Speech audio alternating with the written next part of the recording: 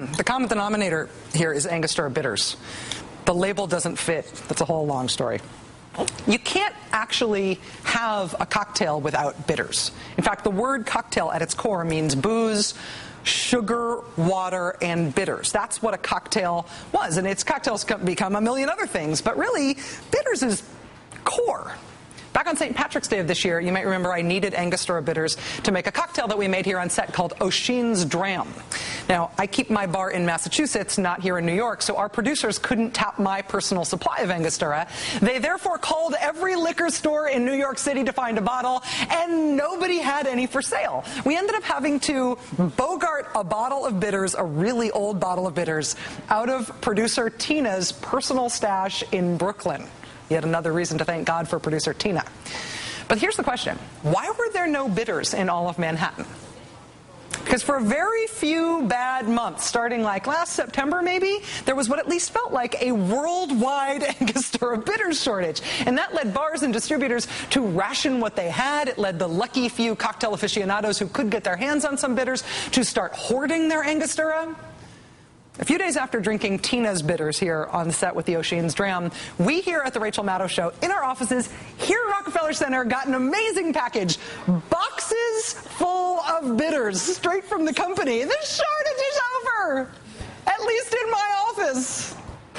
And that leads me to what I am celebrating with these cocktails tonight, the return of Angostura bitters.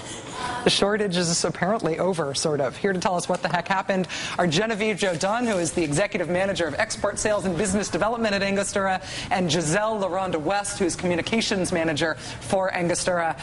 It's really nice to meet you guys. Thank you very much for being here. Thank you for having us. I'm dorking out about bitters right in front of you, and I realize this is your business, and so it's probably you probably see this all the time.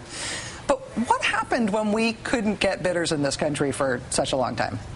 We had a problem with the supply of the bottles, and the bottles, not the liquid. Okay, the bottles, and at the same time, the bottles were short. The demand for bitters was just rising. Cocktail drinkers everywhere, you know. So. And so the bottles problem has been solved. It has been solved. Was it solved through some dramatic cloak and dagger Superman means, or it was just got a new supplier? Another supplier. Okay. Well, when bitters were unavailable on the market in the United States for those few months, what did you guys at the company hear in terms of the reaction? Because I will tell you, it changed my life. The bitters panic, just among my family and friends, was palpable and real. There was a lot of late night eBay foraging. Yeah. How did you guys experience that in terms of the company? I mean, just our staff alone went crazy hearing all that they were hearing from friends and family abroad, saying they can't get the bitters, what are you all doing down there, what's happening? And then I was getting emails and emails every single day asking us what is happening with the bitters. We can't find it in Manhattan, we can't find it in Europe, we can't find it anywhere. And so, you know, constantly replying to them because people were asking, is the place burnt down? Yeah. Is it out of business? What exactly is happening? And of course we had to let them know that, hey, no, we're not out of bitters. We've been producing bitters all along. And then we had to explain, of course, that there was a bottle shortage. Now, when you had the bottle shortage, did you consider continuing to make the liquid gold, continuing to make actual bitters? You kept making it. Yeah. Did you ever consider having licensing somebody else to bottle it? Call it something else. Call it, you know, Angostura-ish. No. No. No. You didn't do that. How long has the company existed, and how secret is the formula? Since 1824. 1824. Almost 200 years. Wow. And it's very secret. Do you guys know what it is? No. No. It's five like people. It's really. In the entire it's not like world. you know half of it and you know half of it. And you have to be. I wish. So in terms of the formula, it's been the same for nearly 200 years. It has been. I guess the people who distill it know it. Well, we can't tell you that. We have.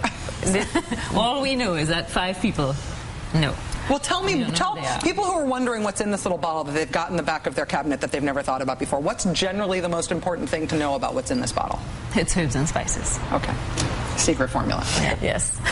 People who still can't get bitters right now at their local liquor store, it's going to get better. The distribution is back in effect. It will. And the company is important to the economy of Trinidad. Yes, it is. It is. I mean, Angostura is an icon, and Angostura bitters more so, because it's been around for so long, and that's what everybody knows. And because we make rum as well, you know, it's a company that people value in Trinidad and Tobago. Yeah. And I think this has done a great deal for us, actually understanding how much people really appreciate Angostura bitters. Sometimes it takes breaking up to realize how in love you were.